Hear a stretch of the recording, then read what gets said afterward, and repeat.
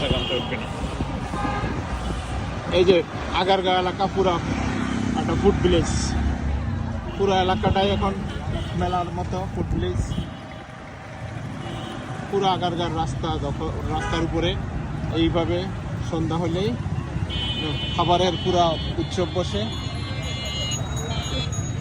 এই যে কি সুন্দর, এক সময় যেটা বস্তি ছিল, ভাঙাচোরা জায়গা ছিল, সেটা এখন এই যে সন্ধ্যার সময় আসলে যে মেলাও বসে, কি বলে এগুলিকে, দোলনা, নগরদোলা, সব কিছু আছে। এই যে সুন্দর মেলা, সুন্দর সুন্দর জিনিস আছে, মানুষ আছে।